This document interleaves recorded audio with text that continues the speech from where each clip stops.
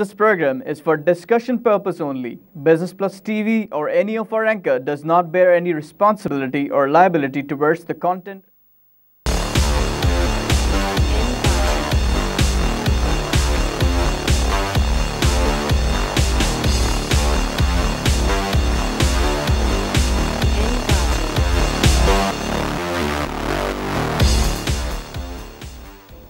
This is Business Plus, broadcasting live from Karachi, Pakistan. You're watching Tips of the Trade. I'm your host Tariq Khan Javed.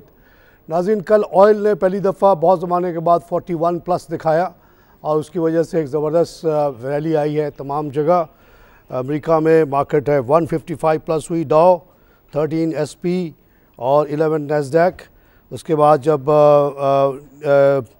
नीचे खुला, क्योंकि price ऊपर नीचे होती रही है, और अभी जो हमारे पास रेट है वो 40.22 का है, लेकिन रात को किसी पॉइंट पे ज़्यादा भी था।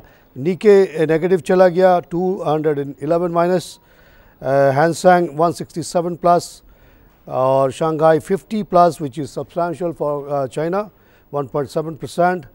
और उसके बाद बॉम्बे की मार्केट में 275 का इजाफा और सिंगापुर में 26। तो हम देखते हैं ओवरऑल ग्रीनरी, लेकिन नीचे की गिरावट की अपनी कोई वजूहात हो सकती हैं। वहाँ पे उनकी जो मॉनेटरी पॉलिसी कम्प्लीटली फेल हो गई है, वो परेशान है कि हो क्या रहा है। हमारी मार्केट जब खुली तो उसने ज़बरदस्त इजाफा दिखाया और 98 पॉइंट प्लस होके 33,050 का लेवल आया, लेकिन उसके बाद से एकदम से गिरी और ऐसा लगा कि एक ज़लज़ला आ गया। मार्केट ऊपर नीचे होते रहा और -5 भी देखा हमने, उससे ज़्यादा भी देखा। उसके बाद कुछ प्लस पे मार्केट बंद हो गई और उसके बाद जब खुली तो फिर ऊपर गई, 106 प्लस पे गई और ऐसा लगा कि हमारी सेलिब्रेशन कंफर्म हो रही है, लेकिन उसके बाद से शार्प डिक्लाइन -6 पे गई और अभी +14 पे खड़ी है 32,971। 29 पॉइंट की वजह से वी आर डिनाइड सेलिब्रेशन। अभी भी हिम्मत करें तो ये ला सकते हैं, कोई काम नहीं है। आइए एक लाइव कॉल से बात करें। अस्सलाम वालेकुम। वालेकुम सर, मैं आपकी बहुत ही अच्छी सी फैन हूँ।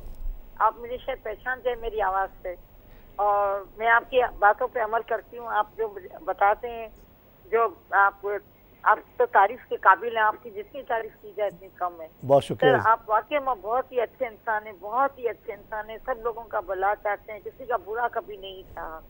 लेकिन इन दिनों में कुछ आपने जो आवाज़ नहीं आ रही है मुझे कान में, एंग्लो फूड के बारे में जो आपने मालूमात दी हैं, जी वो हमने उसी टाइम पर खरीद लिया, लेकिन आज तो बहुत ही नीचे हो गया है तकरीबन। घबराए नहीं।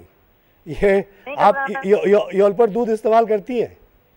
जी, योलपर का दूध इस्तेमाल करती हैं? जी। बस आप उसको इस्तेमाल करें रोज़ाना और फिर डरे नहीं। आप मेरी बात लिख के रख लीजिए कहीं पे, ये 1000 रुपये तक का जाएगा जी। ये 40 रुपये से मैं ये बात कह रहा हूँ और आज 160 वाला पे है।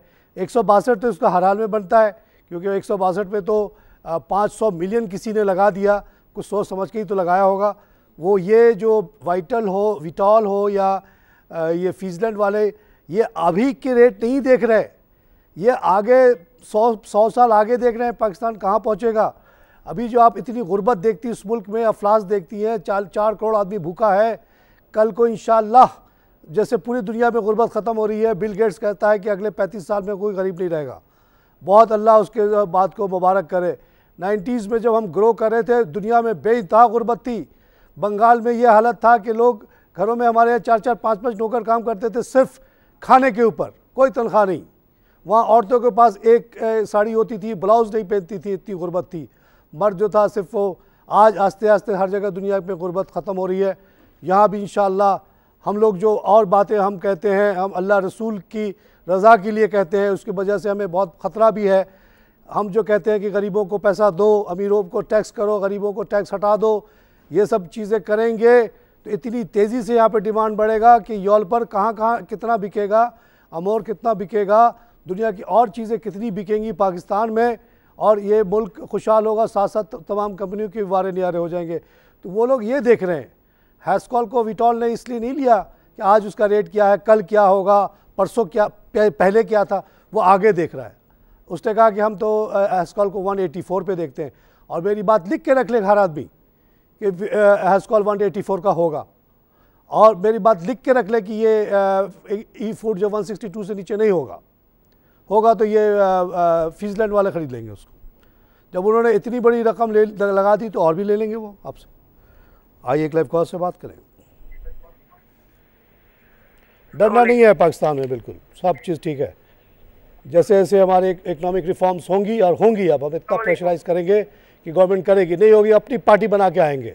कौन रोक सकता है? मुस्तफा कमाल पार्टी बना सकता है तो हम भी बना सकते हैं। आइए एक लाइव कॉल से बात करें।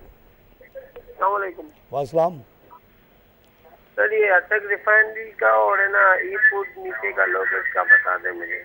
आवाज़ सही नहीं आ रही भाई आपकी। जी, अटक रिफाइनरी ऐसा शेयर जिसको आपको कभी नहीं बेचना है। तेल की कीमत ऊपर हो नीचे हो कुछ भी हो। ई फूड ऐसा शेयर जिसको आपको हमेशा के लिए रख के छोड़ देना है। मेरी बात सुन लीजिए आप, ये 1000 रुपये का शेयर है। अटक रिफाइनरी वो कंपनी जिसने पहली दफ़ा पाकिस्तान में तेल निकाला पाकिस्तान बनने से पहले, और यह आज भी बेहतरीन कंपनी, बेहतरीन शेयर है ये, और इसको हमेशा रखना है, आपको बिल्कुल नहीं बेचना है। जो मुल्क के साथ होगा, जो तेल के साथ होगा, सबका होगा, आपका भी होगा, इसको बेचना नहीं है। अभी आज देख लीजिए कि 41 प्लस पे मार्केट कल बैंड जो है 41 दिखाया पहली दफ़ा after a very long time. 4181 की भी क्लोज़ हुई है लेट नाइट बैंड की, और WTI की 3977 जो अखबार में रेट लिखा हुआ है, और दुबई 37.8। तो things can always change, you never know, very unpredictable world है। आइए एक लाइव कॉल से बात करें। जी अस्सलाम वालेकुम। वालेकुम। तारिक भाई, आपको मैं मुबारकबाद देना चाहता हूँ। आप जिस तरीके से लोगों की, इन्वेस्टरों की हौसला अफजाई करते हैं, आप यकीन जाने हमारा मॉरल बहुत बढ़ जाता है। अच्छा। आप यकीन जाने बीच में आप चले गए थे, हमने प्रोग्राम देखने ही छोड़ दिया था। ट्रेडिंग ट्रेडिंग ट्रेडिंग नफरत हो गई थी। आप यकीन जाने हम तो आपकी चीजों पे अमल कर रहे हैं। ट्रेडिंग से मैं नफरत करता हूं। अल्लाह का बड़ा करम है, उसका एहसान है, बहुत फायदे में। बस एक इसके जरा फरहान शुगर के बारे में मालूम करना चाह रहा था कि इसके बारे में कुछ बताएंगे। आप बता दें पहले फरहान के बारे में, फिर मैं आगे बताऊंगा। आप बताइए कितने का आपने लिया और क्या चल रहा है अभी?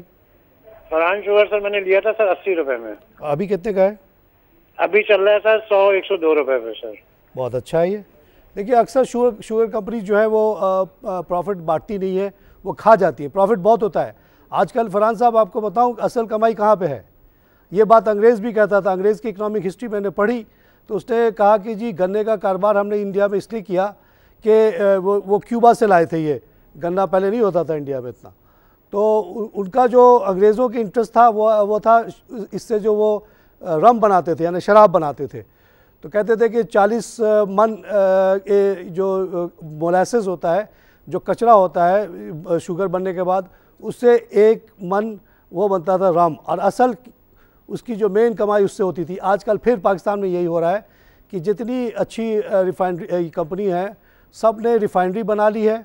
और पहले जो हम कचरा एक्सपोर्ट करते थे मोलासेस से मेरा बहुत पुराना ताल्लुक़। जब मैं यहाँ ABN AMRO में बैंकर था, रीजनल मैनेजर, तो एक बहुत बड़ा हमारा कस्टमर था मोलासेस एक्सपोर्ट कंपनी जो कि केमारी में है। अब वो मोलासेस कोई नहीं जा रहा पाकिस्तान से, वो इथेनॉल बन के जा रहा है, और इथेनॉल इज़ द मेन कमाई। तो ये शुगर कंपनियां बहुत कमा रही हैं। और अभी जैसा कि आपने देखा कि इनका इतना ज़्यादा वो है पॉलिटिकल क्लॉट कि इनको 13 रुपये का वो भी मिल गया सब्सिडी एक्सपोर्ट करने के लिए, और उन्होंने चीनी की कीमत 50 से बढ़ा के 64 कर दी, जबकि दुनिया भर में अभी 37 की मिल रही है। तो ये they make money but they don't give it out. लेकिन Farhan looks like a different company. लगता है कि ये एक प्रोफेशनली रन कंपनी है, और इसी वजह से इसका शेयर 102 का है। इसको आप रखिए बिल्कुल। आई लाइव कॉल से बात करें। हेलो नाज़रीन, जो लोग ट्रेडिंग के चक्करों से निकल गए हैं उनको बहुत सुकून मिला है, बहुत इत्मीनान मिला है, और उनके अंदर बहुत उनके सेहत पे अच्छा असर पड़ा है। मैं ऐसे 30 लोगों को जानता हूं जिन्होंने बार बार आके कहा है मुझे, और पब्लिक में भी ये कहते हैं कि तारिक साहब की बात जब से सुनी है एक आसूदगी, एक सुकून, एक ख़त्म आ गई है। जो पहले वो हर वक्त घबराते रहते थे, दिल का इतना घबराना जो है बहुत नुकसानदेह है, बॉडी को बहुत ज़्यादा डैमेज करता है। और आप जाके देख लें जो लोग ये डे ट्रेडिंग वगैरह करते हैं, आप शक्ल देखती है आपको पता चल जाएगा कि ये डे ट्रेडर है, इसलिए कि उसकी शक्ल एकदम परेशान सी रहती है, रात भर वो सोता नहीं है, फिर वो नशा करता है, और उसके बाद उसकी और सेहत ख़राब होती चली जाती है। ये चक्करों से ना निकल जाएँ, और एक रेगुलर इनकम की बात करें कि भाई मुझे अल्लाह 20% दे दे काफ़ी है, उसी पे कनायत करना है और ज़्यादा की लालच नहीं करनी। जब ज़्यादा की लालच नहीं करेंगे और आपकी इंशाल्लाह कोई भी कंपनी डूब नहीं रही, सब कंपनी अच्छी हैं और आपको बिल्कुल घबराने की ज़रूरत नहीं है। आइए एक लाइव कॉल से बात करें। वालेकुम। ठीक ठाक जी मैं ठीक हूँ, अल्लाह का शुक्र जी। पंजाब है, इसने को बताएं हमें। सर आवाज़ नहीं आती सी। बैंक ऑफ पंजाब के बारे में पूछना सर। बैंक ऑफ पंजाब मैंने भी आज से 1.5 साल पहले लिया था और यही सबसे कहा था कि आप लोग लें। मैंने कहा था ये 14 रुपये का तो हो ही जाएगा जो इसके रिटर्न्स पर है, लेकिन यहाँ पे कोई बहुत सीरियस फंडामेंटल इश्यूज़ हैं। गवर्नमेंट ऑफ पंजाब के बेइंतहा सपोर्ट के बावजूद ये कंपनी नहीं चल रही ज़्यादा। आज तो काफ़ी लाइमलाइट में है ये, मगर मैं इससे मायूस हो गया हूँ। अभी तक मैंने बेचा नहीं, मैंने शायद 10 रुपये पे लिया था। 10 रुपये पे आएगा तो मैं तो निकल जाऊँगा इससे। और आप लोगों को भी मशवरा नहीं देता हूँ कि इस पर क्यों इतना हम जान गंवाएँ। आपके पास और अच्छे अपॉर्चुनिटीज़ आ गई हैं, वहाँ आप लगा दें जी। यहाँ पे फंडामेंटल इशू है। एज ए बैंकर मुझे पता है कि अंदर क्या हो रहा है। वहाँ पे बैड डेट का मसला है और मैनेजमेंट पे आपस में लड़ाई चलती रहती है। आइए क्लब कॉल से बात करें। हेलो हेलो जी, अस्सलाम वालेकुम। वालेकुम। मैं बात कर रहा हूँ। आपकी आवाज़ गूंज रही है। मैं आपसे बहुत मुतासिर हूँ क्योंकि आप हमेशा पाकिस्तानियत की बात करते हैं, हमेशा पॉजिटिव बात करते हैं, तो कभी आपने नेगेटिव बात नहीं की है। और आपने मेरा हौसला बढ़ा दिया है कि मैं पहले मैं हमेशा ट्रेडिंग पे किया करता था, ट्रेडिंग हमेशा किया करता था, लेकिन अब मैंने ट्रेडिंग छोड़ दी है। सिर्फ वही आप कहने पे मैंने पाकिस्तान रिफाइनरी लेके छोड़ दी है। और पीटीसीएल का मुझे बता देना। आपने पाकिस्तान रिफाइनरी लेके छोड़ा है, बेहतरीन काम किया भाई आपने।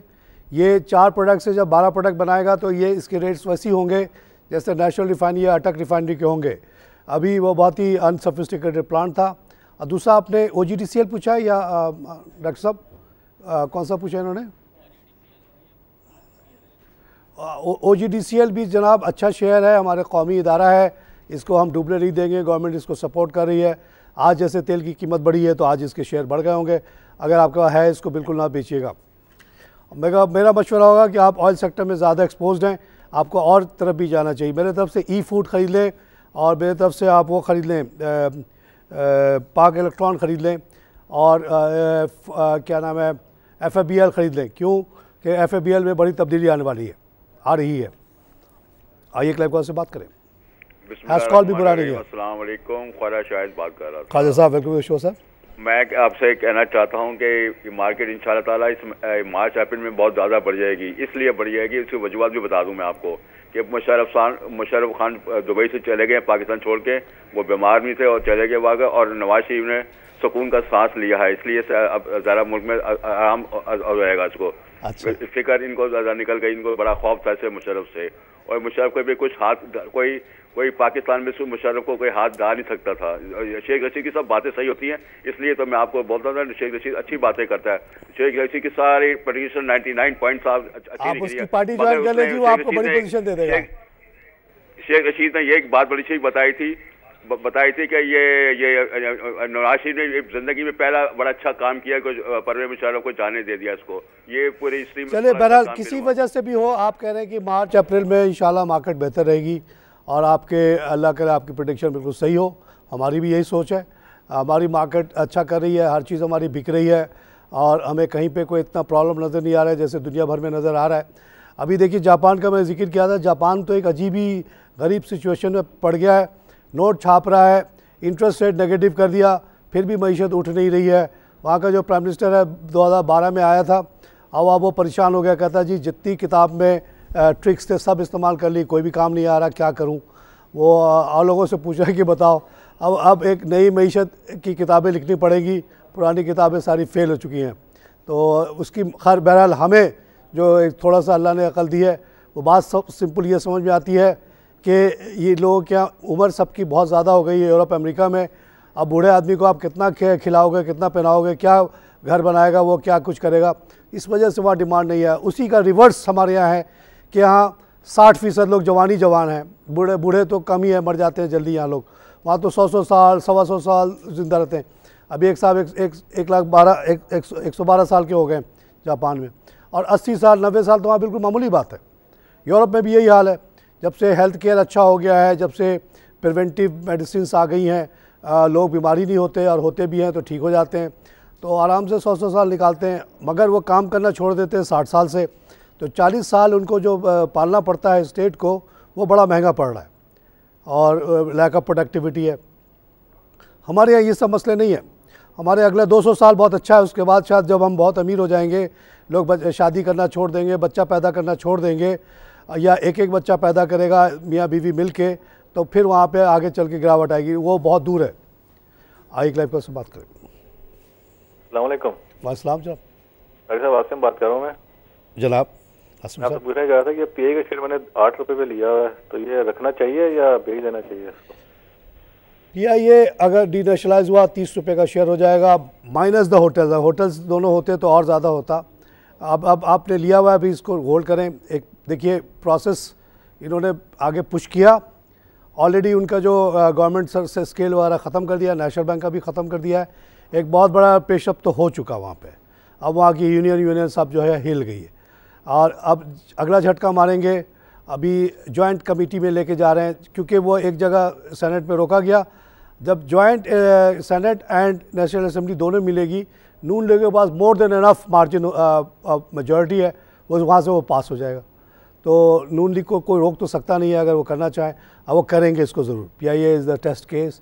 उसके बाद नेशनल बैंक की बारी आएगी, उसके बाद स्टील मिल की बारी आएगी। ये सब कुछ होगा और इसको कोई रोक नहीं पाएगा। आप रोक के रखिएगा। और इसी साथ साथ मैं कहता चलूँ कि जिसके पास नेशनल बैंक है उसको रोक के रखे, और जिसके पास नहीं हो नेशनल बैंक थोड़ा ले ले, क्योंकि नेशनल बैंक ज़रूर आगे बढ़ेगा, मेरी गारंटी है। आई क्लाइव कॉल से बात करें।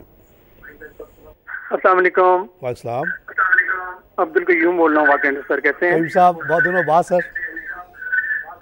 जी सर, बस थोड़ी वाकई में बहुत हमारे लिस्टनर्स हैं लगता है, और कॉल भी बहुत करते हैं। बहुत अच्छा लगता है जी आप लोगों की बात। अच्छा सर, एक बात बताइएगा कि पाको और एफएफबीएल में से क्या लेना चाहिए? पाको और एफबीएल, इस वक्त एफएफबीएल जनाब, क्योंकि सस्ता भी है, और वहाँ एक नया डिवीज़न बन रहा है ऑफ फूड, जिसमें बहुत गुंजाइश है। 3000 बिलियन की मार्केट है, और we are very well placed for that. एक तो जो अरब वगैरह वो हलाल फूड चाहते हैं, अगर ऑस्ट्रेलिया वाला हलाल फूड कह के भेजता भी है तो उसको यकीन नहीं आता। दूसरे ये कि we are very close transportation wise, और हम लोग उनको चिल्ड गोश्त भेज सकते हैं। चिल्ड से मुराद ये होता है कि वो इतना ठंडा किया जाता है कि वो ख़राब ना हो, लेकिन एकदम ही फ्रीज़ नहीं किया जाता, जिससे मज़ा ही ख़त्म हो जाता है, जैसे ऑस्ट्रेलिया और न्यूजीलैंड वाले करते हैं। तो आप एफएफबीएल लें, इंशाल्लाह वहाँ पे आपको बहुत फ़ायदा होगा। हेलो, अस्सलाम वालेकुम ताज साहब। वालेकुम सलाम जनाब। सर जी, मुझे एक सवाल पूछना था। जो लास्ट ईयर आपने 80 शेयर्स की जो लिस्ट उस पर पोस्ट की हुई थी टाइमलाइन पे अपनी, उसमें से अगर मैं उसके ऊपर काम कर रहा हूँ, उनको इकट्ठे कर रहा हूँ, लेकिन एक्चुअली मुझे थोड़ी सी कंफ्यूजन ये होती है कि मुझे सेक्टर वाइज या कोई सिंबल वाइज उसकी कोई वेटेज कैसे डिफाइन करूँ? सबको इक्वली बाई करना बेहतर है अमाउंट वाइज, या कोई इसमें कोई फार्मूला अप्लाई करना चाहिए? फार्मूलाज हैं इसमें, लेकिन अब आप इतने सोफिस्टिकेशन में ना जाएं। ये फंड मैनेजर्स वाला का काम इतना डिटेल में जाना होता है। टोटल हमारे पास 32 सेक्टर्स हैं, और आपके पास अगर 32 सेक्टर से मेरा रिक्वेस्ट होता है कि हर सेक्टर से एक एक शेयर लेने की कोशिश करें। उस सेक्टर का जो अच्छा शेयर है उसको ले लें। आम आदमी इतना जा भी नहीं पाता। आम तौर से लोग 10-20 शेयर लेते हैं, तो जो सेक्टर्स उनको अच्छे लगते हैं उसमें से हर से एक एक शेयर अगर कंपनी पकड़े, वो सबसे ज़्यादा सेफ़ रहेगा। जितना आप स्प्रेड करेंगे आपको उतना ही आपकी सेफ्टी रहेगी। Don't put all the eggs in one basket वाले उसूल पे अप्लाई करें, और जितना स्प्रेड करें उतना अच्छा है। यहाँ पे लूँगा नाज़रीन छोटी सी ब्रेक।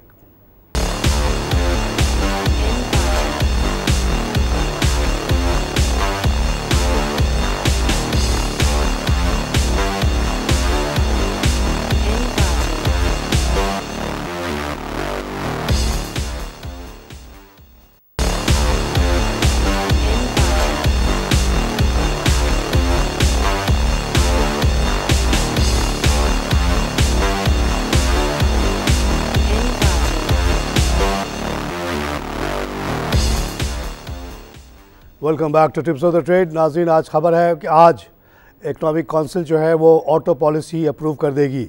मिफ्ता इस्माइल साहब हमारे जानने वाले शख्स हैं, बहुत अच्छे आदमी हैं, एक बिज़नेस फैमिली से इनका ताल्लुक़ है, वो इसको पुश कर रहे हैं। देखते हैं कि होता है कि नहीं।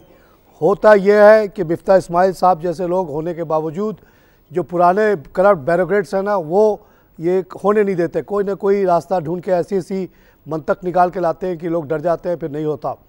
अगर ऑटो पॉलिसी आएगी, इंशाअल्लाह 3-4 कंपनियां जल्द से जल्द पाकिस्तान में इंटर होंगी और वो 100% गाड़ियाँ बनाएंगी, तो ये जो अभी 4 की मोनोपोली है वो टूटेगी और ये बहुत अच्छा होगा। भले इनके शेयर्स नीचे जाए, इनकी तबाही है, बहुत अच्छी मुझे खुशी होगी। इन्होंने बहुत बेइंतहा लूटा लोगों को। यन इतना सस्ता हुआ, कम नहीं किया। जो स्टील इतना सस्ता हो गया, इन्होंने रेट कम नहीं किया, बहुत ज़्यादा लूट लिया लोगों को। Let other people come and make real Pakistani car, जो पाकिस्तान की ज़रूरत भी पूरी करे और एक्सपोर्ट भी करे। फिर यहाँ पर लाखों लाख गाड़ियाँ बनेंगी और बहुत बड़ी तादाद में लोगों को जॉब मिलेगी। अब जब इम्पोर्टेड चीज़ें ला के जोड़ने में तो इतनी जॉब क्रिएट नहीं होती है। So I don't care about this existing ones. आई क्लाइव कॉल से बात करें। अस्सलाम वालेकुम। वालेकुम। जी, मैंने गेर गनी ऑटोमोबाइल लिया है 10 रुपए में बहुत पहले। अब वो 6-6.5 का है, तो इसे रखूँ या नहीं? गनी ऑटोमोबाइल जी 10 पे लिया था आपने? जी सर, ये ऑटो रिक्शा वाला बनाता है और इसके बारे में हमने कभी बहुत ज़्यादा इसको फेवर नहीं किया। और अभी ये 6-7 का हमेशा रहता था। कभी इन्होंने कोई खबर ऐसी चलाई होगी जिसकी वजह से ये जो डीलर्स होते हैं ना, वो भी उनको कोई ना कोई आइटम में काम करना होता है। आप जैसे लोगों को वो मशवरे देते हैं, ख़रीद लो, और ये लोग हमेशा सस्ते वाले शेयर ही को चलाते हैं और वो चल भी जाता है। जब ज़ाहिर है सब लोग मिल के ख़रीदेंगे तो वो चल पड़ेगा और वो चल के 10 रुपये पे पहुँच जाएगा, उसके बाद फिर गिर जाएगा अपने लेवल पे। इसका लेवल में मुझे जो लगता है वो 6-7 का ही है, इससे ज़्यादा का है नहीं। आपको हाई लेवल पे आपके उसने ख़रीदवा दिया है। आपको जनरली मशवरा ये है कि ये आप ट्रेडर वेडर के बात पे ना आया करें, अपना कॉमन सेंस इस्तेमाल करें। वो चीज़ें जो आप ख़ुद इस्तेमाल करती हैं, वो कंपनियों की चीज़ें, सिर्फ उन्हीं की चीज़ों वही शेयर लें। आपको लेना ही कितना है, 10 लेना है, 15 शेयर लेना है। आप क्यों जाती हैं? आप क्या रिक्शा ख़रीदती हैं? रिक्शा का कारोबार आपका है? कोई नहीं है, तो you don't know about Ghani automobile, तो why should you go and buy that. मेरी तरफ से आप आज ही ई-फूड ख़रीदें, आप FFBL ख़रीदें, आप पाक इलेक्ट्रॉन ख़रीदें। आप पाक इलेक्ट्रॉन समझ में ना आए तो जाके ज़रा मार्केट में जाके पूछें कि ज़रा दिखाना पेल का फ्रिज कैसा लगता है। आजकल वो शीशे का दरवाज़ा आया हुआ है, देखें, उसको अच्छा लगे तो ख़रीद लेना है, तो ना लें। FFBL लेने से पहले उनका यॉल पर दूध इस्तेमाल करके देख लें। बच्चों को कहे ज़रा आमोर के बारे में बताओ, तो आपका अंदाज़ा हो जाएगा। FFBL के डाप तो आप नहीं इस्तेमाल कर सकती, लेकिन वो आप जा रहे हैं गोश्त के कारोबार में, तो उसका फीचर बहुत अच्छा है, क्योंकि एक इंटरनेशनल कंपनी और एक लोकल कंपनी नून ने ज्वाइन किया है इनको, और इंशाल्लाह ये बहुत अच्छा कारोबार इनका चलेगा। आइए लाइव कॉल से बात करें। हेलो, अस्सलाम वालेकुम सर। वालेकुम सर, मैं गवर्नमेंट जॉब करता हूँ। मुझे बताएं, अगर काइंडली 2-3 लाख रुपए की इन्वेस्टमेंट करनी हो तो किस तरह से और किन कंपनीज के अंदर की जाए? माशाल्लाह, 2-3 लाख रुपए बड़ी रकम है। आप गवर्नमेंट जॉब करते हैं, आप सुकून से बैठिएगा। जैसा कि मैं कहता रहता हूँ कि आपके पास अखबार उठाएं, कोई अच्छा सा अखबार, 32 सेक्टर आपको नज़र आएंगे। वो कंपनियों पे ज़रा एक दफ़ा नज़र दौड़ाएं। थोड़ा सा मेहनत तो होगा इसमें, 2-3 घंटे लग जाएंगे आपको। सबको देखें, अक्सर कंपनियां में से कोई ना कोई आपको रिकलेक्शन आएगी। जब बाटा देखेंगे तो आपको याद आएगा कि बचपन से बाटा इस्तेमाल करते रहें। सर्विस देखेंगे तो याद आएगा। मिचेल्स का नाम आएगा तो आपको ज़रूर उनके कैचअप वगैरह याद आ जाएगा। जो कंपनियां आप बचपन से देखते आ रहे हैं, वह आज वो सब शेयर 10-10, 15 के थे, आज हज़ारों के शेयर्स हैं।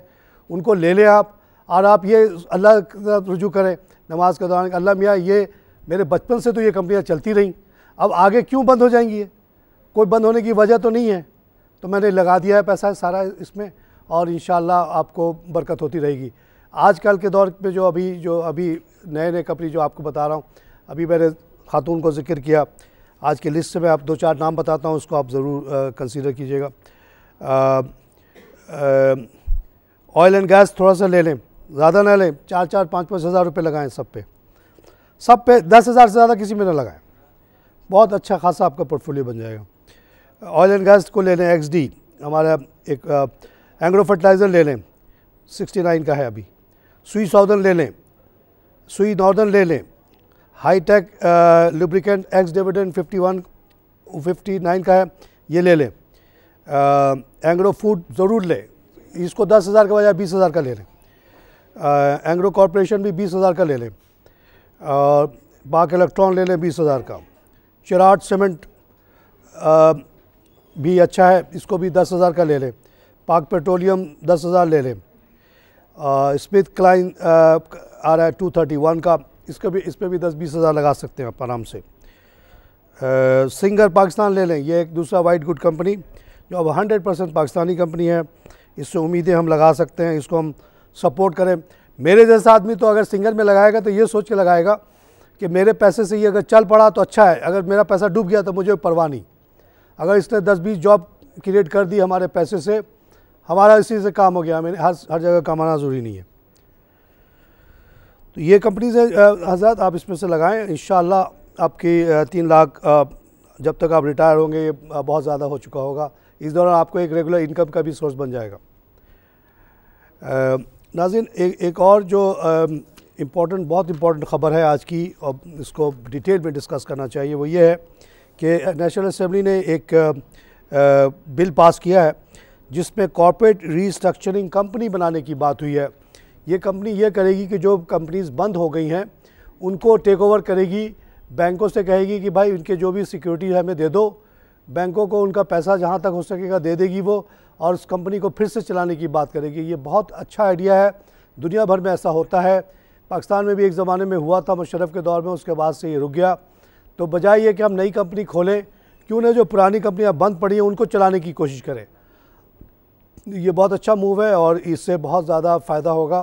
तो जिन लोगों की कंपनियां बंद पड़ी हैं due to lack of capital everything, वो इसको अप्रोच करें और इनके हवाले कर दें अपनी कंपनी को। ये आपको इस रीस्ट्रक्चर करके फिर से चलाने की कैपेसिटी में ले आएंगे। आइए क्लैब कॉल से बात करें। हेलो। अस्सलाम वालेकुम। वालेकुम। मारी पेट्रोलियम के बारे में बताइएगा जी, मैंने लिया भाई। कौन सी पेट्रोलियम? मारी जी OGDCL, मारी, PPL और POL, ये 4 हमारी मायानाज कंपनीज़ हैं जो बहुत ज़बरदस्त काम कर रही हैं। ये बेचारे जंगल बियाबान में आपके लिए गैस और पेट्रोल ढूंढते फिरते हैं, और इसको गवर्नमेंट की सपोर्ट है। इनकी कीमतें ऊपर नीचे होती हैं तेल के साथ साथ, लेकिन अभी भी कोई भी कंपनी हमारी लॉस में नहीं गई है। मारी का रेट ज़रूर नीचे आया है, लेकिन अभी जो रेट है वो इन लाइन विद रिटर्न है। और आप इसको ये चारों कंपनी को मैं रेकमेंड करता हूँ कि जिसके पास है वो होल्ड करे। अभी जैसे आज 41 तक तेल गया तो इनके सबकी कीमतें बढ़ना शुरू हो गई हैं। 60 रुपये का जिस दिन पेट्रोल हो जाएगा इनकी कीमतें वापस आ जाएंगी जहाँ पे ये हुआ करती थी, और इसको ना बेचिएगा।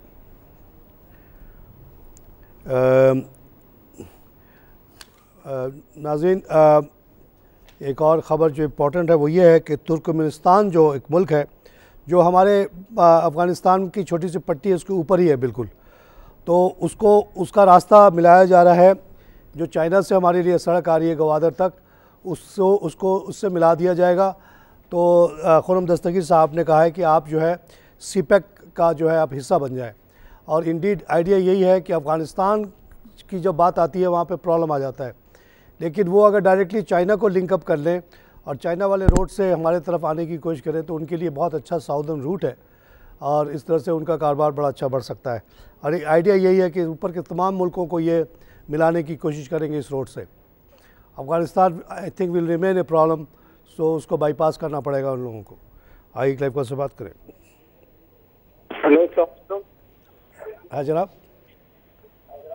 हेलो सर, मैं ब्रांड बनना चाहता हूँ, आप मुझे कोई टिप्स देंगे क्या? और मैं बहुत लो लेवल का बंदा हूँ sir. Low level brand high level कोई नहीं होता, हर आदमी की अपनी अपनी लेवल होती है, उसी में वो खुश होता है। एक साहब हैं हमारे जानने वाले, वो सिर्फ वो हैं लाइनमैन हैं PTCL के, उनको आजकल इन चीज़ों से महीने में कोई 3-4 हज़ार रुपये की आमदनी सिर्फ हो जाती है, उसी पे वो बहुत खुश है क्योंकि उनका वही लेवल है। तो उन्होंने जो शेयर्स लिए थे 2009 में मेरे कहने पे, 1 लाख अगर लगाया तो वो आज 7 लाख हो चुका है और वो बहुत खुश है और वो 3-4 हज़ार रुपये खुश है। अमीर आदमी के लिए, जरदारी साहब के लिए तो 3 अरब भी कम हो जाएगा डेली महीने का। तो हर आदमी का अपना अपना लेवल है जी, कोई छोटा बड़ा नहीं होता। अपनी अपनी रिटायरमेंट प्लानिंग करें, बहुत ज़रूरी है आज के मॉडर्न दौर में। आपको नहीं पता कि अगले 20 साल में क्या क्या हो जाएगा, क्या क्या तब्दीली आ जाएगी, इसलिए अपने आप की तैयारी अभी से करें। आइए क्लाइव कॉल से बात करें। हेलो, अस्सलाम वालेकुम। वालेकुम सलाम। सर, मैंने आपसे ये गुजारिश करनी थी कि ई फूड्स के बारे में जो ये आप राय दे रहे हैं, तो ये फंडामेंटल्स के ऊपर तो बेस्ड नहीं है, क्योंकि ना तो उतने इसके एसेट्स हैं, ना इसकी इतनी। देखिए साहब, आपको एक बात समझनी पड़ेगी, जब एक कंपनी नहीं लगती है तो उसका क्या फंडामेंटल होता है? कुछ भी नहीं होता ना कोई एसेट होता है, ना कैपिटल होता है, कुछ भी नहीं होता। कोई एक आदमी बैठ कर सोचता है कि यार पाकिस्तान में खाने पीने का कारोबार बड़ा अच्छा है, क्योंकि यहाँ जवान लोग 60% है और 40 बहुत बड़ी तादाद गरीबों की भी है। तो वो एक आइडिया लेके निकलता है, उसके बाद वो कैपिटल जमा करता है, कंपनी बनाता है, मशीनें ख़रीदता है, बेचना शुरू करता है। तो ऐसे लोग आगे का सोच रहे होते हैं, 100 साल 200 साल, वही लोग दुनिया को चलाते हैं। वो लोग नहीं जो आज शेयर ख़रीदा, ज़रा सा नीचे आया, डर के मारे बेच दिया और रात को नींद नहीं आ रही है, परेशान बैठे हुए। ऐसे लोगों का काम नहीं है दुनिया चलाना। ये जो फिजलैंड कंपनी है 200 साल पुरानी कंपनी है। जिस बैंक में मैं काम करता था ABN AMRO, 250 साल पुरानी कंपनी थी, वो बैंक था। तो वो लोग आगे सोचते हैं। मैं जब रीजनल क्रेडिट मैनेजर लगा बहरीन में, मिडल ईस्ट अफ्रीका का, तो मेरा जो इंटरव्यू हुआ वहाँ पे एम्स्टर्डम में, वहाँ किसी ने मेरे और बातें कोई नहीं की। मुझसे पूछने लगा कि आप पाकिस्तान को अगले 30 साल में कहाँ देखते हो? मैंने जो मेरी समझ में थी बताया। लेबनान को कहाँ देखते हो? 30 साल की बात कर रहा था वो आदमी। कीनिया को 30 साल बाद कहाँ देखते हो? अभी का तो हम सोचते ही नहीं, बात ही नहीं करते कि पीछे क्या हुआ, अभी क्या हो रहा है। अभी को तो मारो गोली। अभी कोई मुल्क जैसे जापान अभी बहुत अच्छा है, लेकिन आगे उसका फ्यूचर अगर ख़राब है तो बेकार है वहाँ लगाना पैसा। तो ये लोग दूर का सोचते हैं, 200 साल से ये काम कर रहे हैं। तो उन्होंने जो लगाया है ना 162 पे, बहुत सोच समझ के लगाया है, और ये 162 से बहुत ऊपर जाएगा। आप मेरी बात लिख के रख लें। फंडामेंटल्स क्या बता रहे हैं आप? आई क्लाइव कॉल से बात करें। फंडामेंटल ये है कि हमारी ये इसका यूरोप बिकेगा कि नहीं बिकेगा, ये अमोर बिकेगा कि नहीं बिकेगा। ये जब ये ऐसे दूध की कंपनी आई थी, लोग कहते थे कौन खरीदेगा डब्बे का दूध, वो जो अभी ग्वाला लेके आ रहा है वो ज़्यादा अच्छा है। अभी तो ग्वाला गायब हो गया, हमारे मोहल्ले में तो ग्वाला ही नहीं आ रहा, हर आदमी डब्बा ही ला रहा है। पानी आया था तो लोग कहते थे कौन पानी पिएगा भाई खरीद के, वहाँ खरीद रहे हैं लोग। आइए क्लाइव कॉल से बात करें। नाज़रीन, फेसबुक पे किसी साहब ने एक तस्वीर लगाई एक बच्चे की, वो बहुत ही एक अपने छोटे भाई को गोदी में लेके खिलाने की कोशिश कर रहा है, और उस पर लिखा हुआ था गरीब आदमी का मज़हब रोटी हो जाता है। उस पर मुझे बहुत तकलीफ़ हुई देख के वो तस्वीर। उसके बाद साहब मैंने उसके ऊपर 9 पॉइंट लिखे, 9 पॉइंट, और मैंने लिखा कि ये वो मुल्क है जहाँ पे आटा 25 का हो सकता है, क्योंकि गंदम दुनिया भर में 22 का मिल रहा है। ये वो मुल्क है जहाँ 37 का दुनिया भर में चीनी है, 40 का बिक सकता है, 64 पे बिक रहा है। आटा 50 का बिक रहा है। दूध की कीमत दुनिया भर में $6,000 से कम होते होते 2,200 पे आ गई पर मिलियन लीटर, यानी कि 22 रुपये का हो सकता है। चलो 25 का दे दो, 100 का बिकता है।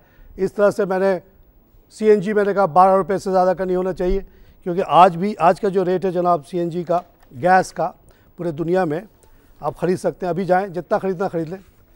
200 रुपये में आप 10 लाख मेगा फिट, इतना बड़ा चौड़ाई, इतना 10 लाख फिट आप गैस 200 रुपये में ख़रीद सकते हैं। उसको आप ठंडा करेंगे, गर्म करेंगे, लाएंगे। मैंने कहा 12 रुपये से ज़्यादा CNG नहीं होना चाहिए पाकिस्तान में, अगर गवर्नमेंट 20 पैसे हट जाए, गवर्नमेंट को हम मार के भगा दें यहाँ से। तेल 28 रुपये से ज़्यादा का नहीं होना चाहिए। ये सारी बातें लिखी तो पहली दफ़ा, मैं तो बहुत लिखता हूँ, जवाब कोई नहीं आता। लगता है कि सब पढ़ने वाले या तो समझ में नहीं आई या दे डोंट केयर। एक साहब ने बहुत डिटेल में मुझे जवाब लिखा, कहने लगा आपका मैं बहुत बड़ा फ़ैन हूँ, लेकिन इस बात से एग्री नहीं करता हूँ। आप जो कह रहे हो कि सीमेंट इंपोर्ट कर लो, आपके पास पैसा कहाँ है? मैंने कहा मैंने लिखा था कि सीमेंट बाहर सस्ता है, यहाँ महंगा है। कोयले की कीमत 320 से घट के 60 हो गई, कीमत कम नहीं की गई। तो उसका खैर उन्होंने बहुत अच्छा एक जवाब लिखा, आई लाइक इट। उन्होंने बहुत मुझे क्रिटिसाइज़ किया, आई लव हिज क्रिटिसिज्म। उसके बाद मेरे फेवर में भी लोगों ने बोलना शुरू कर दिया, खुशदिल साहब वगैरह ने।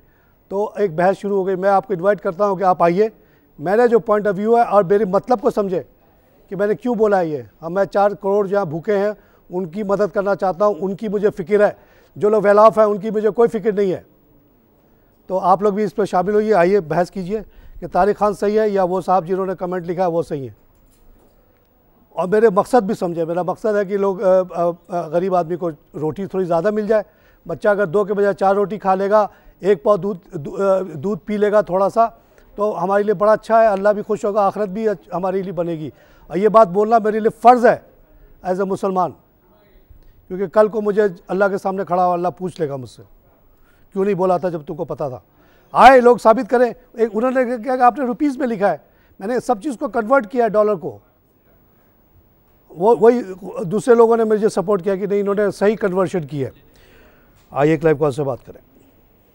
अस्सलाम जनाब। सर पेल के बारे में, PAEL पेल के बारे में जी, पेल के बारे में था कि इसका क्या आगे क्यों निकले, जानते हैं कि नहीं? फिर से कहिएगा। डॉक्टर साहब कौन सा नाम कह रहे हैं? सर पेल PAEL PAEL। अच्छा, परवेज अहमद सिक्योरिटी की बात कर रहे हैं? नहीं, PEAL sir, Parvez Ahmed security. बाट रेडर्स का PEAL। पेल। अरे पाक इलेक्ट्रॉन, अरे भाई वो तो बहुत अच्छा शेयर है, इसको आप ले लें और इसको बिल्कुल रोक के रखें। ये 15-16 से बढ़ के 100 तक गया है, 100 के करीब वापस गिर गया। गिरने की वजह ये नहीं कि ख़राब हो गया वो, इसकी गिरने की वजह ये हुई कि उसने बहुत ज़्यादा 2 दफ़ा राइट दे दिए, बोनस दे दिया, डिविडेंड बहुत दिया। अभी रिसेंटली अभी फिर से इनका राइट आया हुआ है जो अच्छी खासी कीमत पे बिक गया। इससे पहले भी जब राइट आया था, जब इनका बिकता ही नहीं था, 1 रुपये भी कोई देने के लिए तैयार नहीं था ओवर द प्राइस। और आज माशाल्लाह वो उसको बड़ी पजीराई मिल रही है। पेल को ना बेचिएगा भाई, हमेशा के लिए रखिएगा। सिंगर भी ख़रीद सकते हैं तो ख़रीद लें। बहुत जल्द आप अपने पाकिस्तानी फ्रिज और AC वगैरह को दुनिया भर में बिकता हुआ देखेंगे। हमारी मदद होगी, सपोर्ट होगी तो ये कंपनियाँ अच्छा करेंगी, डॉलर्स भी अच्छा करेगा इंशाअल्लाह। नाज़रीन, इससे प्रोग्राम ख़त्म करूँगा। खुदा हाफ़िज़।